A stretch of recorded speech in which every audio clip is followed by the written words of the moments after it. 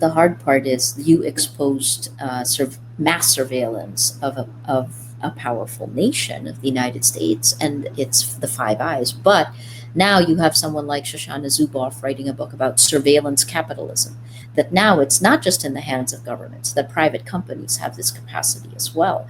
Uh, Given pandemic, given the coronavirus, and that it is impossible to roll everything back, that we are now giving even more power to governments.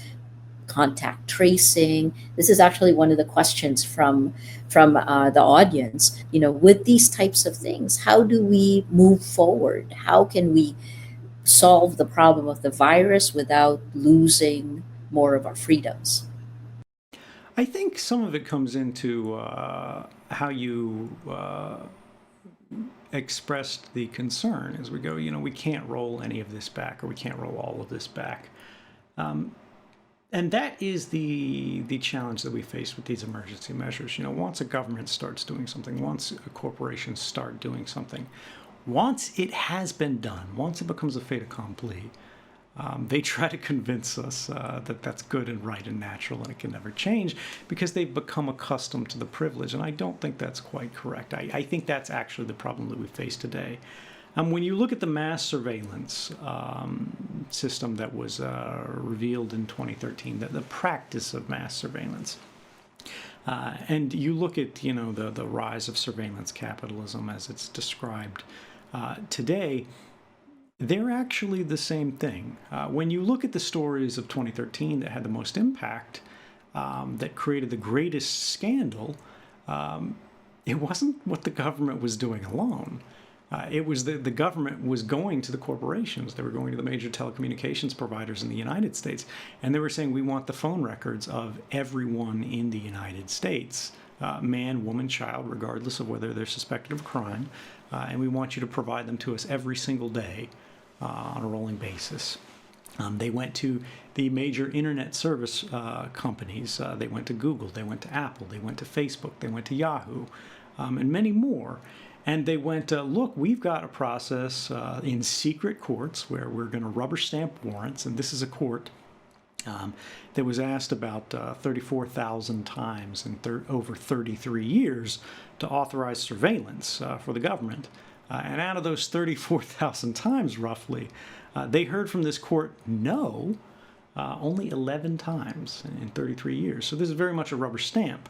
And yet that was good enough for many of these companies. These companies then began secretly collaborating with government, where government would sort of slip them a rubber stamped piece of paper that says, this email address, this user, this person here, we want everything that's on your servers. And they would make a perfect copy from their servers, and they would pass it to the government, and no one would be the wiser. The person who had been subject to this surveillance wouldn't even be notified. They wouldn't get a chance to contest it in court. But the core here is, as much as the government was doing, as much as this intrusive capability was being constructed and carried out, we were creating for the first time perfect records of private lives at a scale that had never been done before. It was leading to something greater, which is to what we see today. The government power and the corporate power were not separate institutions that were working to their own ends. They were, in fact, melding together into something entirely new. And it is this collaboration between corporate and government power that we have seen today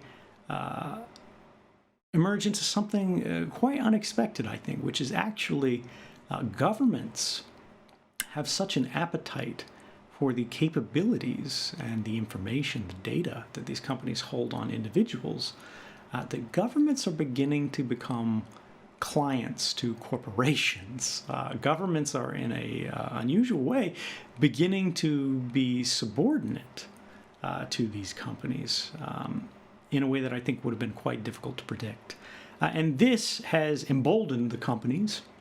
They understand now the appetites of government for this information, and they understand how much power, how much influence, how much money can be had if they have something that no one else can provide.